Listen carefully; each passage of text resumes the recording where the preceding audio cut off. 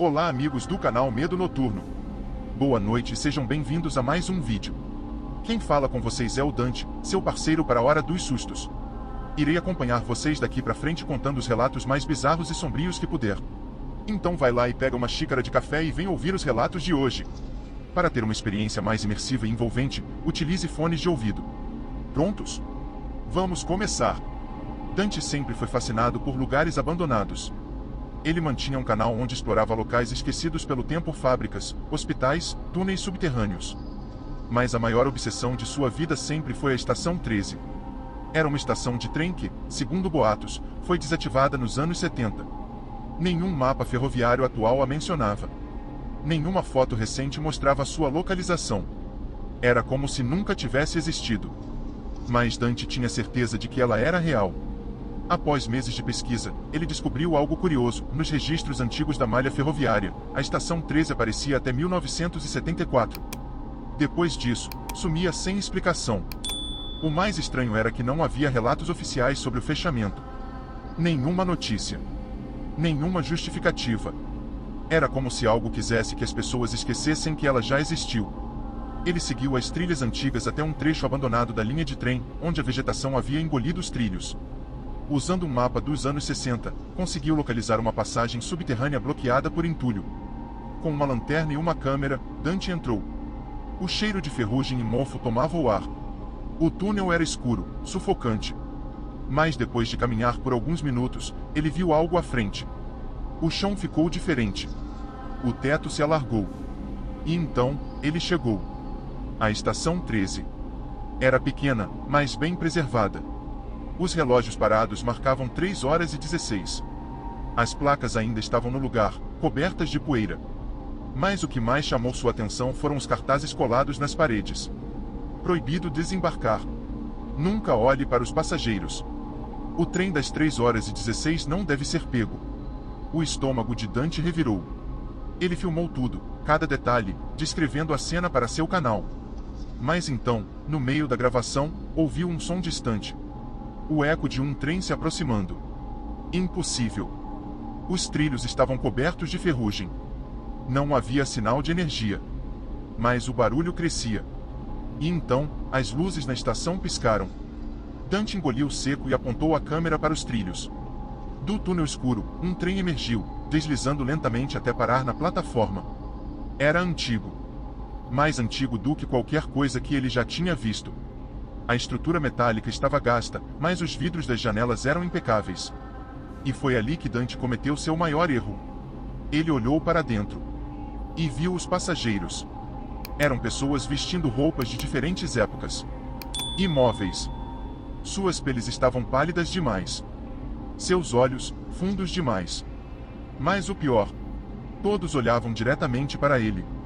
O coração de Dante disparou. Ele deu um passo para trás, sentindo o instinto de fugir. Mas então, uma das portas se abriu. O som foi um chiado seco, como algo antigo se forçando a funcionar depois de décadas parado. E uma voz ecoou dos alto-falantes enferrujados da estação. Próxima parada, a fim da linha. Dante não queria entrar. Mas suas pernas se moveram sozinhas. E antes que pudesse reagir, o trem começou a se mover novamente. O último registro da câmera de Dante foi a porta se fechando atrás dele. E depois disso, nunca mais se ouviu falar dele. A última coisa que Dante sentiu foi o tranco seco do trem começando a se mover. Ele tentou gritar, tentou correr até a porta, mas suas pernas não obedeciam.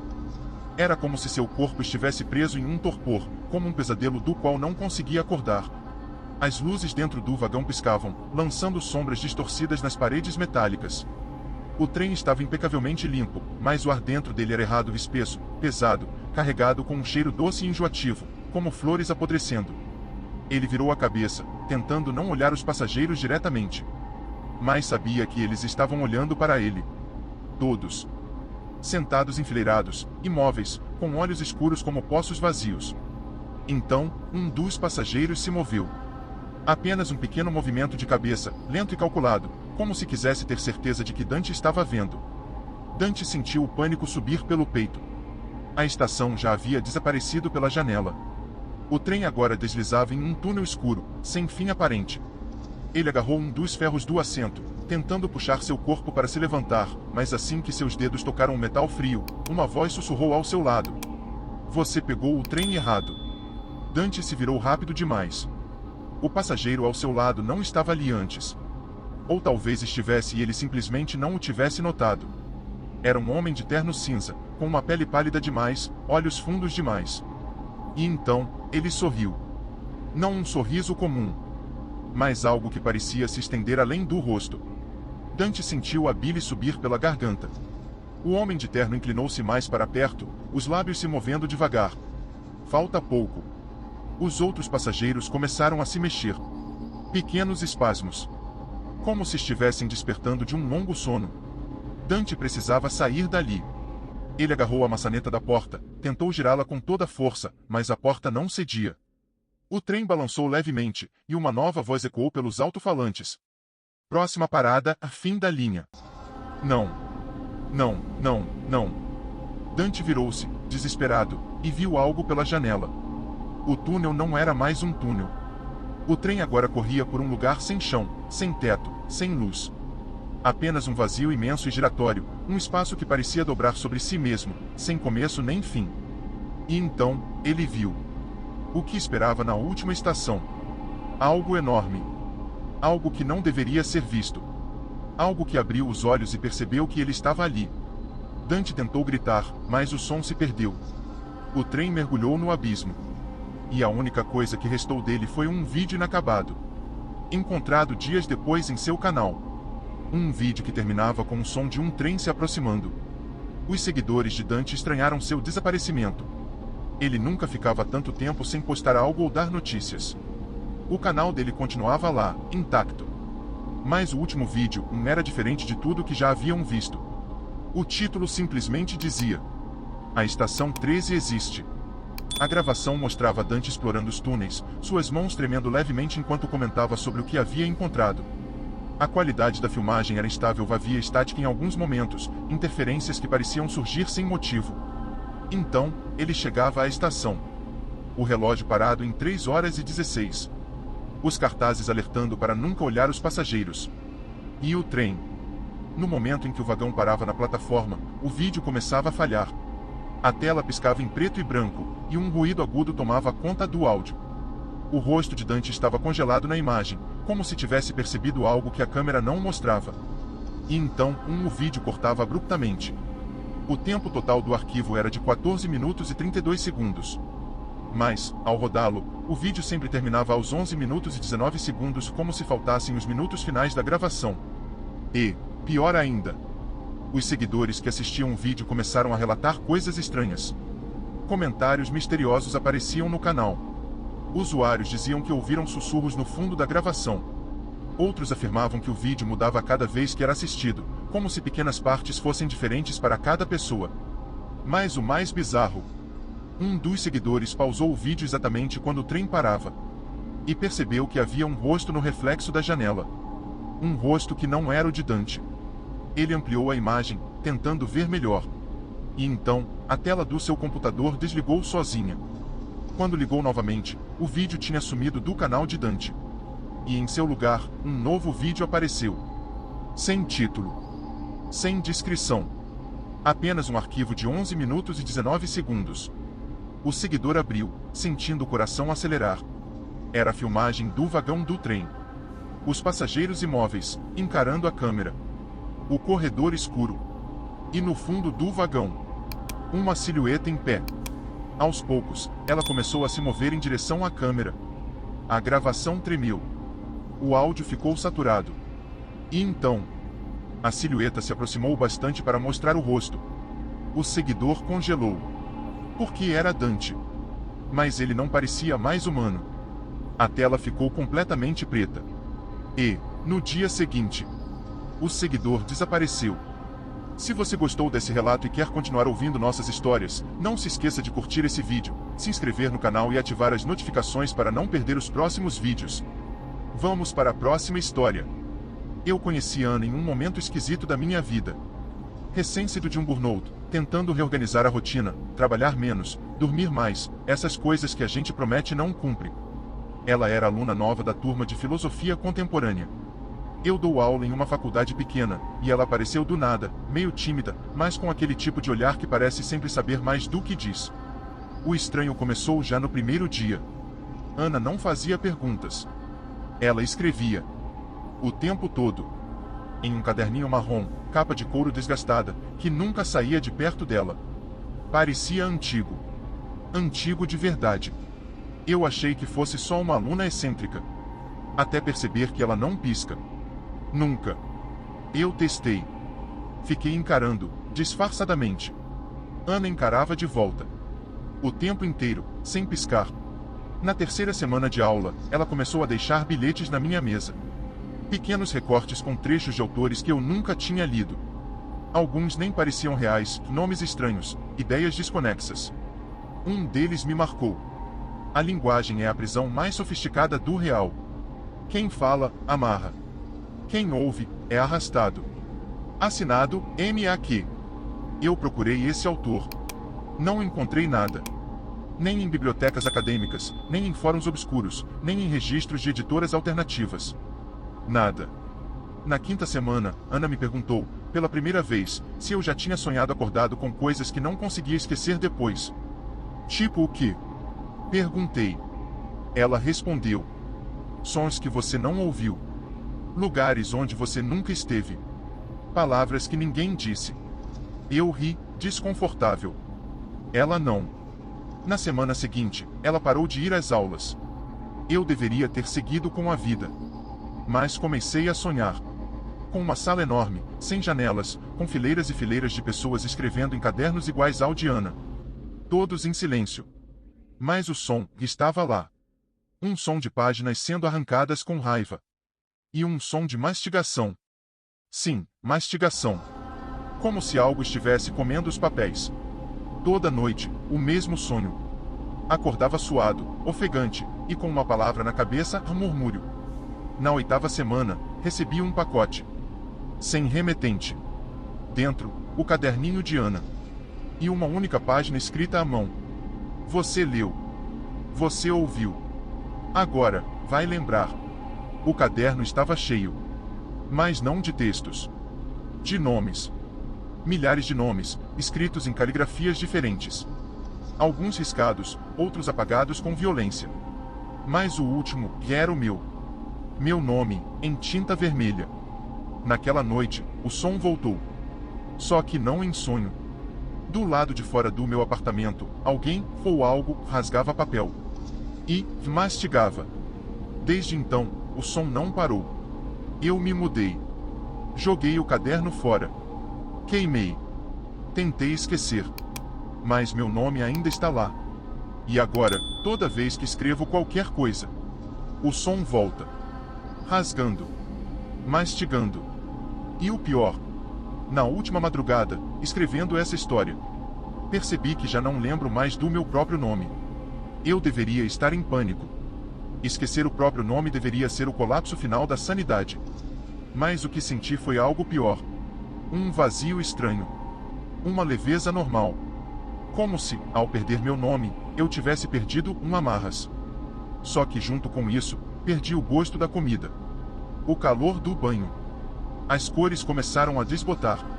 As vozes das pessoas viraram um ruído abafado, como se eu estivesse debaixo d'água. E o som. O som nunca parou. Na segunda noite após o desaparecimento do meu nome, acordei no chão do corredor de casa. A porta estava escancarada. Eu havia escrito em todas as paredes. Não me lembro de ter feito isso. Mas lá estavam milhares de nomes. Riscados, repetidos, girando em espirais. Alguns em línguas que eu nem conheço. No centro de uma delas, um novo nome. Ana. Não riscado. Em destaque. Em vermelho. Na noite seguinte, recebi uma ligação. Número desconhecido. Atendi. Silêncio. Depois, o som de uma página sendo virada. Em seguida, uma voz. Baixa. Fêmea. Familiar. Você entendeu agora, não é? O que não tem nome, não pode ser contido. E desligou. Corri até o armário. Encontrei meu diário antigo, da época da terapia. Abri, vasculhando as páginas, queria me lembrar. Queria ver meu nome escrito em algum lugar. Qualquer pista. E ali, no rodapé de uma das páginas, escrito com uma letra que não era minha. O nome é a prisão. Quem não tem nome, caminha entre. No dia seguinte, recebi uma carta da faculdade. Informavam que uma aluna chamada Ana havia sido desligada há 2 anos por comportamento perturbador. 2 anos. Ela nunca poderia estar na minha turma. E então entendi, Ana nunca quis que eu soubesse quem ela era. Ela quis me mostrar o que eu era. Um nome a ser riscado. Um corpo vazio pronto para o próximo ocupante. Naquela noite, a coisa veio. Não com dentes ou garras, mas com um caderno. Ela me entregou o caderno, agora em branco. Estendeu a mão e disse: escreve. Escolhe o próximo. Você já esqueceu quem era. Agora pode começar. E eu escrevi. Um nome qualquer. O seu nome, talvez. Porque, depois que se perde o nome, tudo o que resta é passar adiante. E agora, você leu. Você ouviu. Vai lembrar. E o som. Ouça. Está mastigando perto de você. Eu jurei que jamais escreveria outro nome. Mas o caderno, ele quer. Não é só um objeto. Ele pulsa. Literalmente. Senti o couro velho tremer entre meus dedos como se tivesse batimentos cardíacos. Quando tentei queimá-lo, ele não pegou fogo. Quando enterrei, ele voltou para cima da minha cama. Abri uma das páginas em branco. A folha estava fria, mas o ar ao redor começou a esquentar. O quarto inteiro ficou abafado. As paredes respiravam. Você já viu parede respirar? Eu vi. Elas inflavam e esvaziavam, como pulmões doentes. O nome que escrevi não era um nome comum. Era um que surgiu na minha mente, como se alguém o tivesse sussurrado direto na medula espinhal. Escrevi sem entender. Eralite. Assim que a tinta tocou o papel, o silêncio da madrugada quebrou. Não com barulho. Com ausência total de som. Como se o mundo inteiro tivesse sido sugado para dentro do caderno. E então ele surgiu. Não com forma, mas com presença. No canto do quarto, o ar se dobrou. Literalmente, como o papel sendo vincado. A luz ali parou de se comportar. Tudo ficou mais raso. Como se a terceira dimensão estivesse sendo retirada à força do ambiente. Eralite. A coisa não falava, mas me inundava com ideias. Um zumbido que não era som, mas significava: escreva mais. Alimente. Cada nome que escrevo é um convite. Cada pessoa marcada sonha com o caderno. Ouve as páginas. Vê as palavras nas paredes. Sente o nome escorrer da língua. Mas o pior é o que acontece depois. Vi com meus próprios olhos o que aconteceu com Marco, o primeiro nome que escrevi após Eralite. Em 3 dias, ele perdeu o emprego, os dentes começaram a cair, passou a falar línguas que não conhecia. A pele dele ficou como papel amassado. Ele desapareceu no 4º dia. E só ficou um bilhete no chão. Eu me dobrei. Agora, sou página. Eu tentei resistir. Juro. Mas o caderno pede. E quando eu não atendo, ele começa a escrever sozinho. Com minha mão. Acordo com nomes escritos na parede. Nos espelhos, mesmo que você peça para não usarmos espelhos, o caderno usa tudo. Nos ossos da carne que como. Nos meus próprios olhos. E quando escrevo, a coisa fica feliz. O quarto fica em silêncio. As paredes voltam a respirar devagar. Mas agora estou ficando sem espaço. Sem nomes. Preciso de alguém para continuar. Preciso que alguém leia isso, entenda, e sinta o caderno chamando. Você já ouviu o som do papel sendo mordido hoje? Presta atenção. Ele vai começar quando você esquecer seu próprio nome. E aí, amigos do canal? Me respondam uma coisa. A que horas vocês estão assistindo a esse vídeo? Quero saber quem são os corajosos que ouvem esses relatos à noite. Bora pro próximo. Essa é sobre uma coisa que aconteceu com o Rafael, um colega de faculdade que eu reencontrei anos depois numa situação incomum. A gente se esbarrou num posto de gasolina no meio da madrugada. Ele estava magro, pálido, com olheiras profundas e uma cicatriz estranha subindo do pescoço até o olho direito. Quando me viu, congelou. Depois sorriu. Mas aquele sorriso não era de alegria. Era de alívio. Ele me puxou para perto, quase sussurrando. Você ainda ouve? Antes que eu perguntasse o que ele queria dizer, ele me contou. Em 2017, Rafael passou por um colapso nervoso. Começou com insônia. Depois veio uma paranoia intensa de que tinha alguém o observando sempre que ouvia um som específico, um tipo de assovio, curto, seco, repetido 3 vezes. Acontecia só de madrugada. Ele pensou que era coisa da cabeça dele. Mas aí, os objetos da casa começaram a mudar de lugar. Coisas pequenas, o controle da TV, a escova de dentes, um par de meias. Ele marcou onde deixava tudo. Mesmo assim, eles sempre estavam a 3 passos de distância, alinhados. 3 passos. Sempre 3. E junto com isso, o assovio. Começou a ouvir em lugares aleatórios, na faculdade, no ônibus, até no banheiro público. O ápice veio numa madrugada chuvosa, quando ele acordou com o som de alguém andando descalço pelo apartamento. Barulhos molhados. Flap, flap, flap. Ele se trancou no quarto, mas mesmo assim ouviu a maçaneta girar. 3 vezes. Depois, silêncio. E então, aquele assovio. No dia seguinte, Rafael abandonou tudo e foi morar num sítio afastado, sem vizinhos, sem telefone, sem internet. Achou que estava seguro.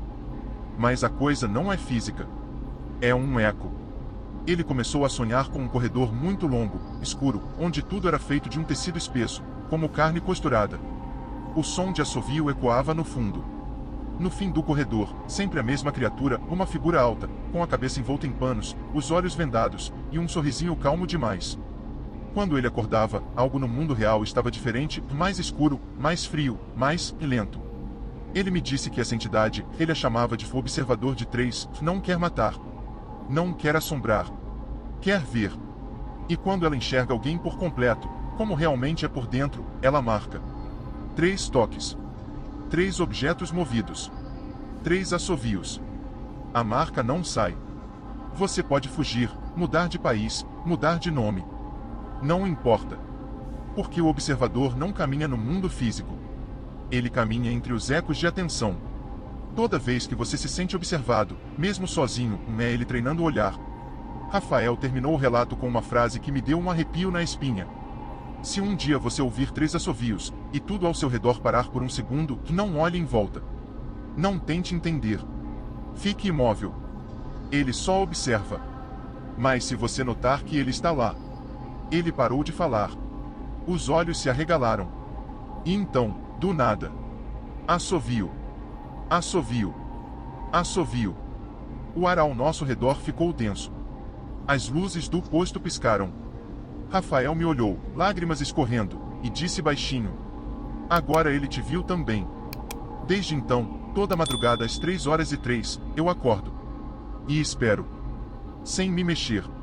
Porque o que observa? Agora observa a gente. A primeira noite depois do encontro com o Rafael foi silenciosa. Silenciosa demais. Nada de barulhos da rua, nada de carros passando, nem os cachorros do bairro latindo. Só um vazio abafado, como se o mundo tivesse segurando a respiração. Às 3h03 em ponto, acordei sem alarme. O corpo travado, o ar denso, os olhos fixos no teto. E então, como se fosse coreografado por algo muito antigo e muito paciente. Assovio. Assovio. Assovio. Veio de dentro da casa. Meus músculos estavam tensos como pedra, e juro por tudo que é sagrado, eu não queria olhar. Mas meu corpo virou sozinho. Não todo. Só os olhos. Como se estivessem puxados por ganchos invisíveis. No canto do quarto, a luz da rua formava um recorte. Uma sombra ali parecia dobrar o espaço, como se estivesse em 2 posições ao mesmo tempo. Alta, muito alta. Os pés não tocavam o chão. O tecido preto caía do corpo da criatura como véu submerso, flutuando.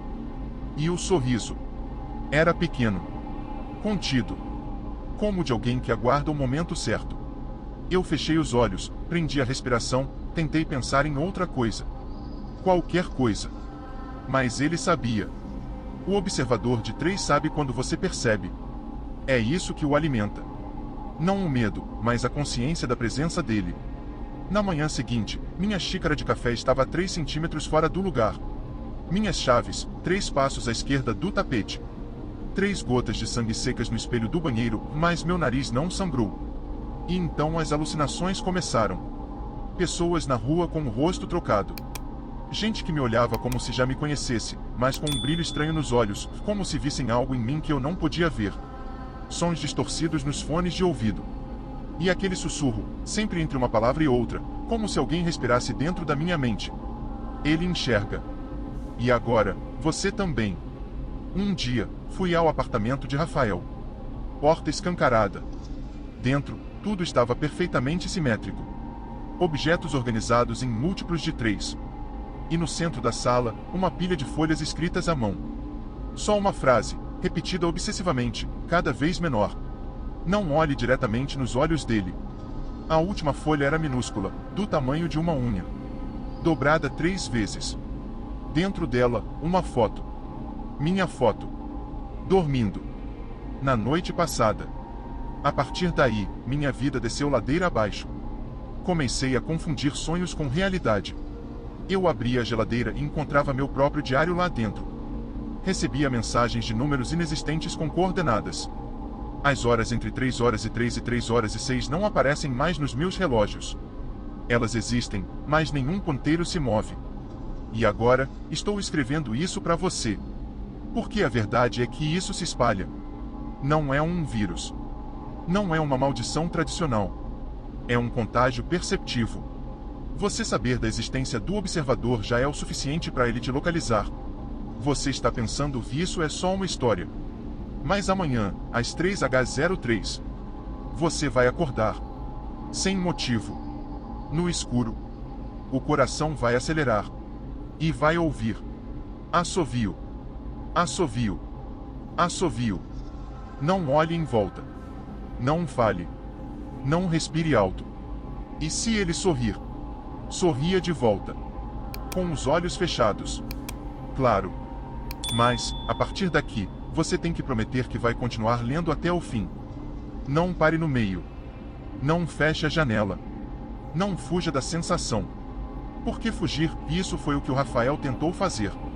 E ele apagou do mundo como um fósforo jogado na água. Na noite seguinte, 3h03 de novo. Só que agora, não era só o assovio. Veio um tic-tac. Um som mecânico, mais molhado. Como um relógio batendo dentro de carne. Ritmado. Lento. Crescente. Tic. Tac. Assovio. Tic. Tac. Assovio. Tic. Tac. Assovio. O ar estava mais denso que nunca. E dessa vez, minha visão ficou duplicada. Eu via o quarto normalmente. Mas por cima da realidade, como se fosse uma transparência manchada de sangue, outra cena se sobrepunha. Uma versão torta do meu quarto, onde os objetos derretiam lentamente e as sombras pareciam gritar sem som. E então, no reflexo da TV desligada, vi a mim mesmo. Mas o seu refletido não respirava. Não piscava. E sorria. Aquele mesmo sorrisinho contido, sereno, um dele. Corri até o banheiro. Fechei a porta, travei. 3 vezes. 1, 2, 3. Abaixei a cabeça na pia. Água fria. Luz acesa. Só que a água da torneira escorria para cima. Gotas suspensas. Congeladas no ar. E, no espelho embaçado atrás de mim, mesmo eu tendo dito para você que evitaríamos espelhos, lembra? Pois é. Nem eu consegui escapar. 3 marcas de mão apareceram, lentamente. Como se algo pressionasse o vidro de dentro para fora. Eu comecei a rir. Não de nervoso. Rir mesmo. Porque ali eu entendi. A piada. O ciclo. O observador não é um ser. É uma ideia que ganhou olhos. É o reflexo da própria atenção humana. Ele se alimenta daquilo que você tenta ignorar, mas não consegue esquecer. E o tic-tac. É a contagem regressiva para o momento em que você finalmente vai encará-lo diretamente. A real. Não importa se você fechar os olhos. Ele já está dentro. Na noite passada, ouvi vozes vindo do armário. Mas era minha própria voz. Falando comigo. Repetindo coisas que nunca disse em voz alta. Coisas vergonhosas, sombrias, pensamentos que nem eu admito ter. E no final, essa voz disse: estamos quase lá. Falta só um. O que? Hoje descobri. O observador precisa de 3 pessoas marcadas para abrir o que ele chama de passagem. Rafael foi o primeiro. Eu fui o segundo. E agora, você leu até aqui. Lembra que eu pedi para você não parar? Pois é. Bem-vindo. Às 3h03 de hoje, você vai ouvir o assovio. E o tic-tac. E talvez, só talvez, uma sua própria voz sussurrando coisas que você nunca teve coragem de pensar. Quando acontecer, só respire fundo. E entenda, não há mais volta. A única saída é o outro lado. Mas ninguém sabe o que tem lá. Ainda. Se você está gostando dos relatos e gostaria de nos apoiar, inscreva-se no canal e ative o sininho de notificações para receber os próximos vídeos. Seu apoio é essencial para nós. Vamos para o próximo relato. Lucas sempre voltava tarde para casa. Trabalhava em um bar no centro da cidade e, quando seu turno acabava, pegava o último ônibus da madrugada. Ele já conhecia cada sombra, cada beco e cada lâmpada piscante do caminho até seu apartamento. Mas, certa noite, algo mudou. Ele desceu no ponto como sempre e começou a caminhada pelas ruas vazias. Mas, ao passar pelo prédio abandonado da esquina, ouviu um barulho estranho acima de sua cabeça. Algo raspando os telhados. Lucas olhou para cima, mas tudo o que viu foi o céu escuro e a silhueta dos edifícios antigos. Talvez fosse um gato, um galho balançando ao vento. Ele ignorou e seguiu andando. Mas, poucos metros à frente, o barulho voltou. Passos. Passos pesados. Nos telhados.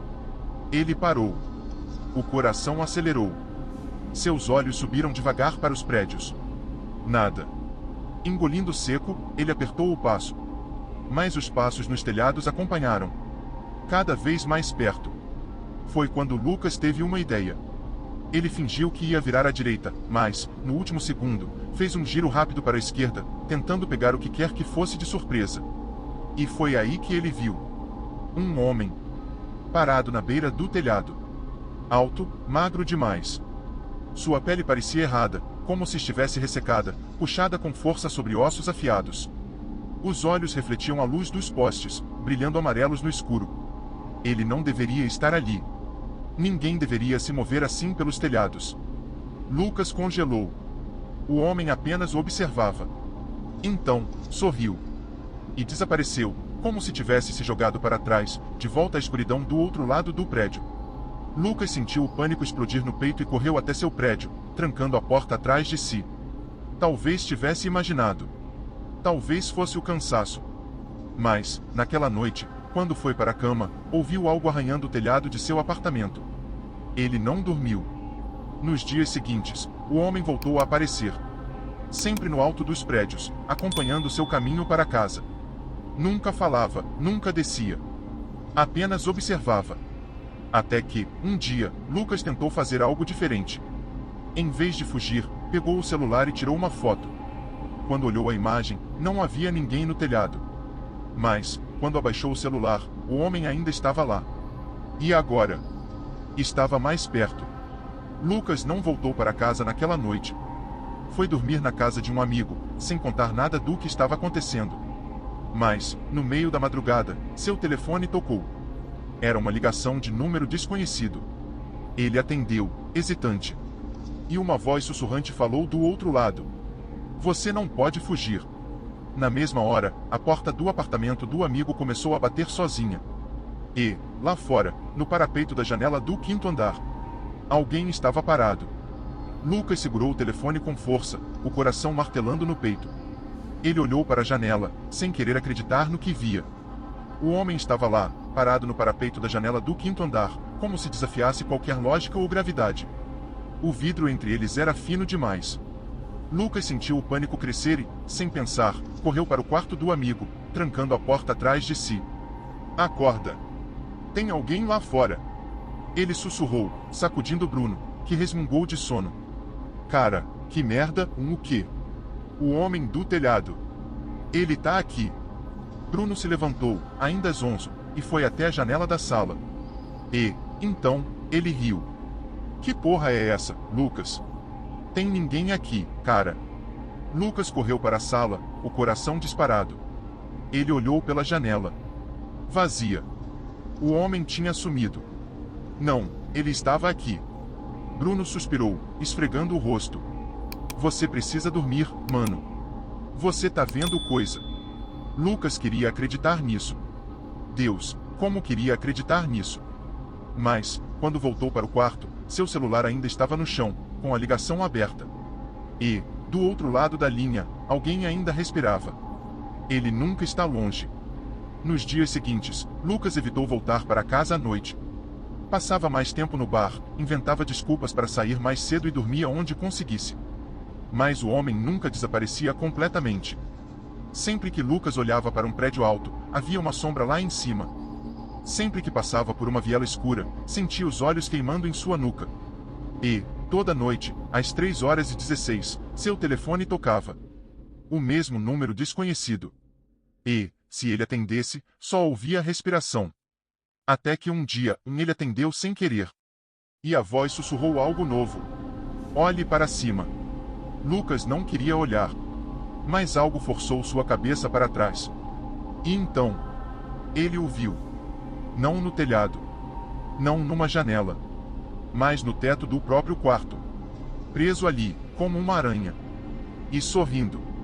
O sorriso do homem não era humano. Os dentes eram longos e finos, como agulhas cravadas em uma gengiva escura demais. Lucas sentiu o ar faltar. O homem estava virado para baixo, como se a gravidade não o afetasse. Seus olhos amarelados brilharam na escuridão. E então ele moveu um braço. Lento. Como se deslizasse pelo teto, os ossos estalando de maneira errada. Lucas não conseguiu gritar. Ele se jogou para trás, caindo da cama. Seu corpo estava travado pelo pânico, mas ele precisava se mexer. Então, o telefone tocou. A tela brilhava com um número desconhecido. Lucas não atendeu. Correu. Tremendo, abriu a porta e disparou pelo corredor do apartamento. Seus pés descalços bateram no piso gelado enquanto ele tropeçava em direção à saída.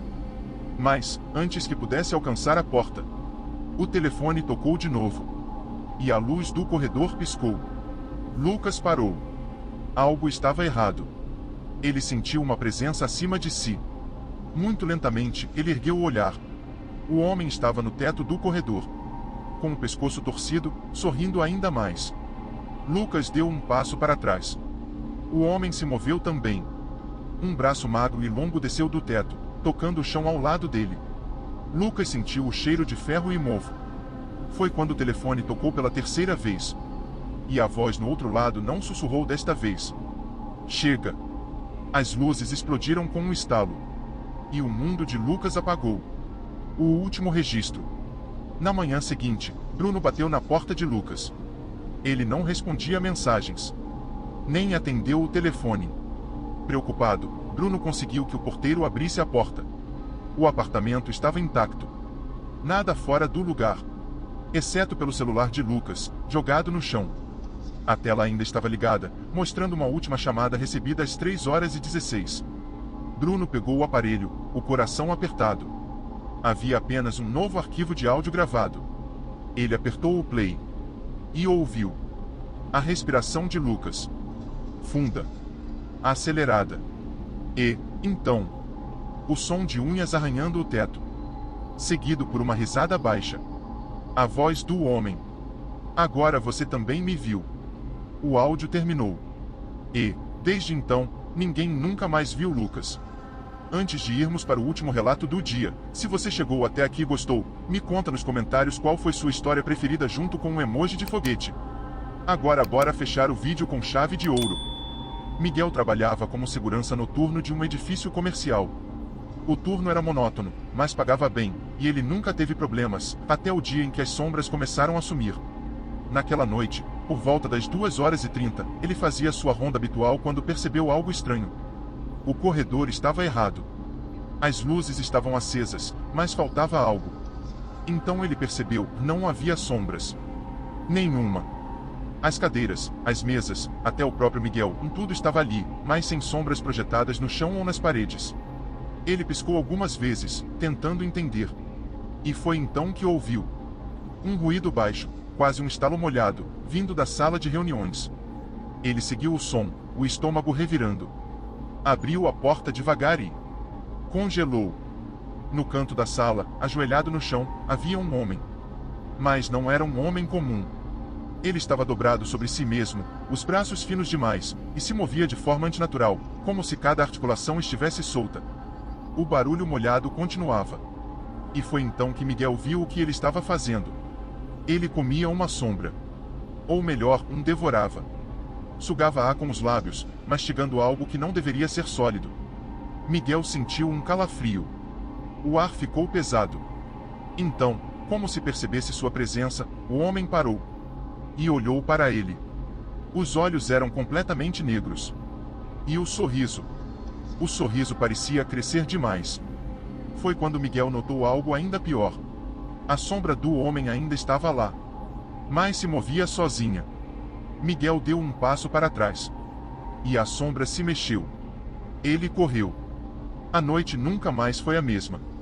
Miguel saiu do edifício aos tropeços, com o coração batendo no peito.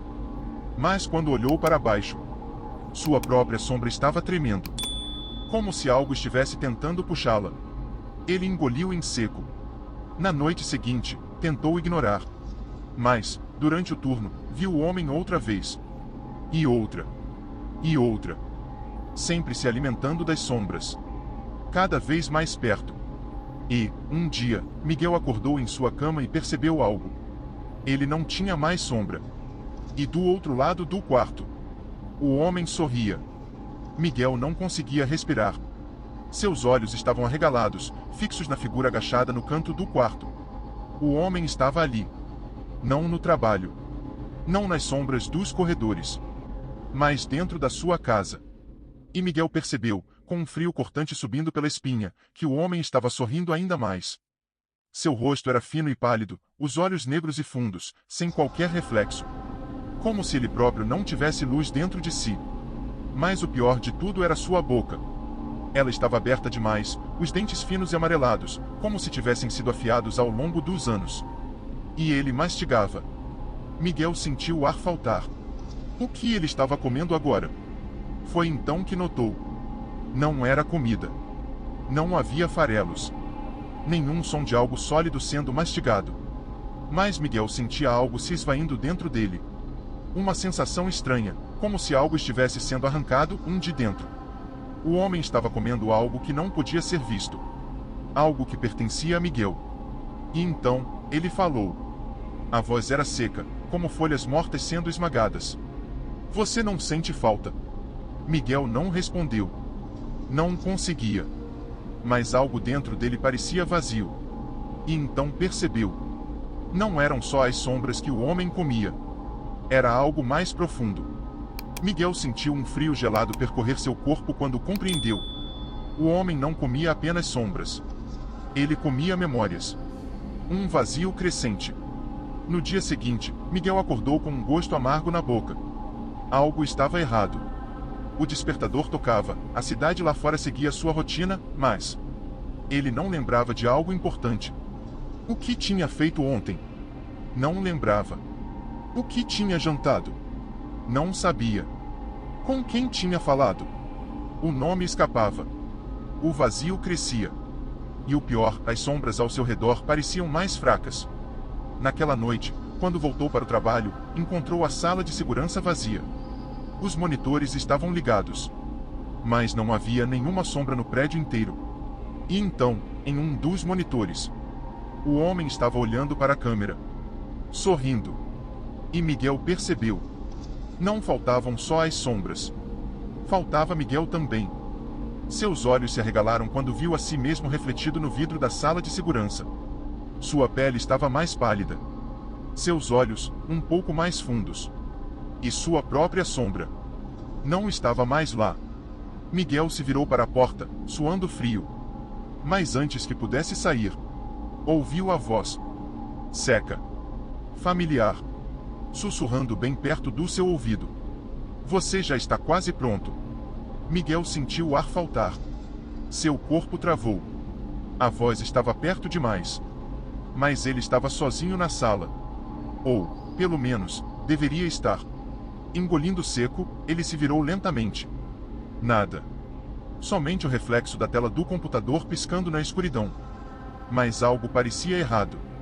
O ambiente ao seu redor parecia o menos nítido. Como se os cantos da sala estivessem desbotando. Como se ele próprio estivesse desaparecendo. O pânico tomou conta de seu peito. Ele precisava sair dali. Correu pelo corredor vazio, os passos ecoando no chão brilhante. Mas quando virou a esquina, o prédio não tinha fim. O corredor que antes levava até a saída agora se estendia infinitamente. As luzes piscavam, lançando sombras que não faziam sentido. Miguel olhou para trás. E viu. Lá estava ele. O homem das sombras. Ajoelhado, comendo algo invisível no chão. Algo que Miguel sentia ser dele. O homem ergueu os olhos negros e sorriu.